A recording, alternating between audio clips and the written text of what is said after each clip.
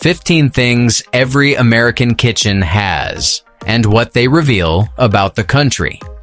Walk into almost any home in the United States, and before you learn a single thing about the family living there, their kitchen has already told you most of what you need to know. Not because American kitchens are fancy. Most aren't. It's because they're remarkably consistent. From a tiny apartment in Ohio to a house in California, certain objects show up again and again, and each one carries a small piece of American history inside it. Today, we're opening 15 of those cabinets and drawers and unpacking the surprisingly specific reasons why these particular objects became standard equipment for American life. Reasons rooted in geography, industry, immigration, and a few decades of very deliberate marketing. As with everything on this channel, none of this is guesswork or stereotype. Each item traces back to a documented shift in manufacturing, public health policy, or household habit that you can still see the fingerprints of today. Sitting quietly in a drawer, nobody thinks twice about. Number 1. The refrigerator with a built-in ice and water dispenser. Nearly every American fridge has one, and it's rarely questioned. This goes back to post-war manufacturers competing to make refrigerators feel like appliances of the future, and by the 1970s, an ice dispenser had become a marker of a modern kitchen rather than a luxury. Once a full generation grew up with it, going back felt like a downgrade, and the feature simply never left the standard model. Even now, real estate listings quietly treat an ice dispenser as a small selling point, a leftover echo of a decades-old marketing win that most buyers couldn't actually explain if you asked them. Number 2. A drawer entirely dedicated to plastic takeout containers and lids that never quite match. This one isn't about hoarding. It's about a deeply ingrained instinct toward reuse that runs counter to the country's reputation for waste. Reusing a container from last week's delivery is such a widespread habit that it barely registers as a choice. It's closer to a reflex.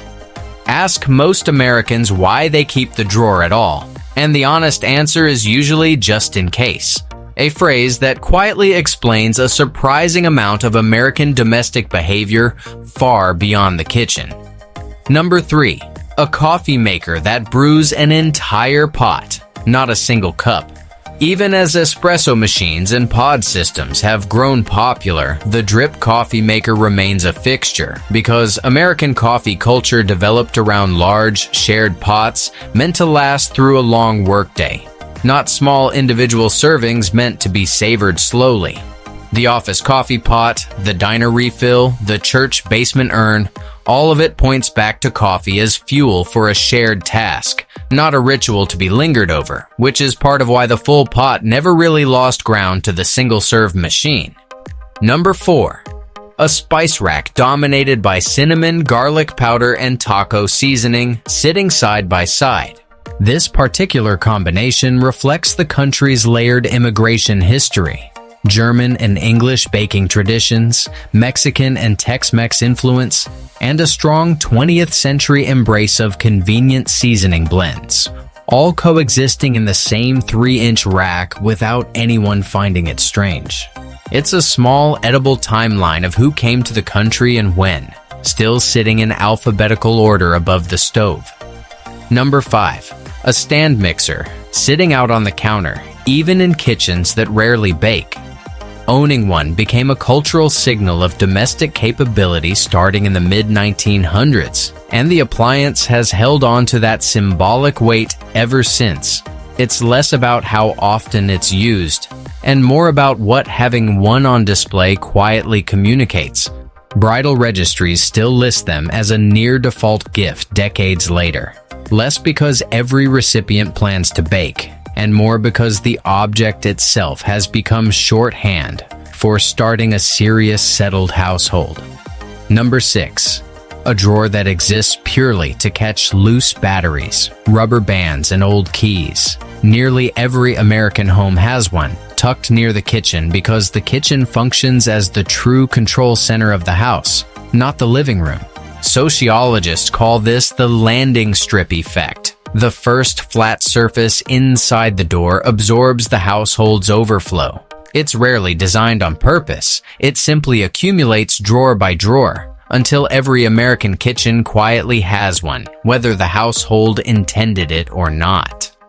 Number 7. Peanut butter, in a jar large enough to feed a family for a month. Few countries consume peanut butter at the volume the US does. A habit that traces directly back to George Washington Carver's early 20th century agricultural research and decades of school lunch programs that normalized it as a childhood staple, embedding it permanently into the national pantry. To this day, per-person peanut butter consumption in the U.S. dwarfs most of the rest of the world, a gap that traces directly back to a crop scientist trying to help Southern farmers a century ago. Number 8. A designated junk drawer for takeout menus even in the age of delivery apps. The paper menu has become almost ceremonial at this point, rarely used for ordering, but kept anyway. A small physical artifact of a neighborhood relationship that predates the smartphone. Throwing it away can feel irrationally like severing a connection to the restaurant itself, which is why it usually just gets pushed to the back instead. Number 9. A 2-liter bottle of soda in the refrigerator door, even in health-conscious households. Soft drink marketing built an entire mid-century identity around the idea of hospitality, offering a guest a cold drink from your own fridge, and the habit persisted even as consumption patterns shifted elsewhere in the diet. Even households that have otherwise cut soda from daily use often keep one bottle around, specifically for guests, a small holdover of that original hospitality instinct. Number 10. Oven mitts that never quite match the rest of the kitchen. This is less a design failure and more a reflection of how American kitchen textiles get replaced piecemeal rather than as a coordinated set, purchased individually over years rather than all at once, unlike the matched kitchen sets more common in some other countries. A single mitt might survive 3 separate sets of dish towels before finally wearing through, which is part of why no two ever seem to belong to the same era. Number 11. A cutting board specifically reserved for onions kept separate so it doesn't flavor the fruit board. This level of granular kitchen organization reflects an American food safety culture shaped heavily by decades of public health messaging, particularly following major foodborne illness scares in the late 20th century.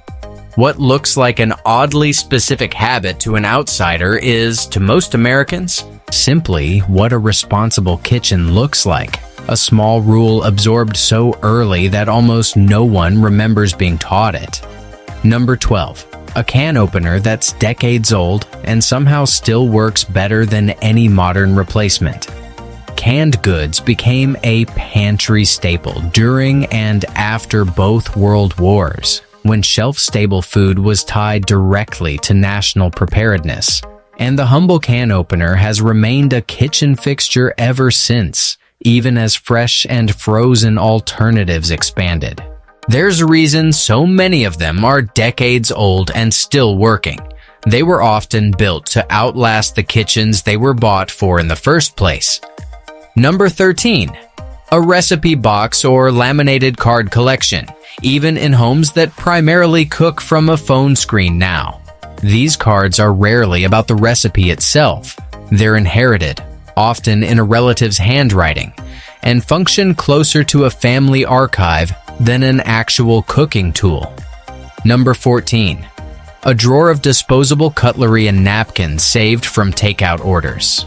Much like the takeout containers, this reflects a practical frugality that coexists somewhat contradictorily with the country's reputation for consumption.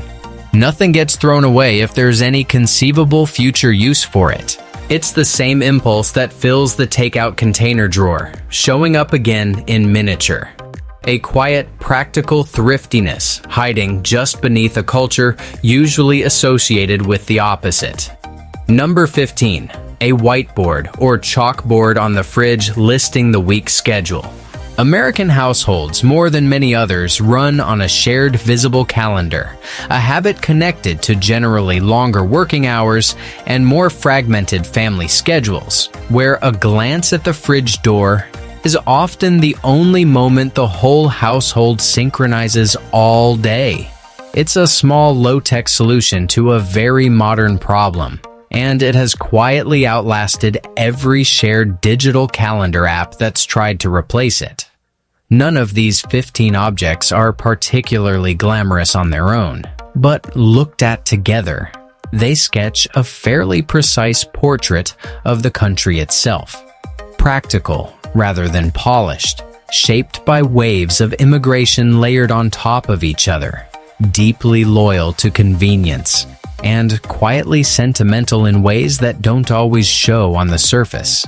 A drawer of mismatched lids and a laminated recipe card might not look like cultural artifacts, but that's exactly what they are. If you're American, you probably have at least half of these without ever having thought about why. If you're watching from somewhere else, we'd love to know. Which one is the strangest to you? And which one, surprisingly, do you wish your own kitchen had?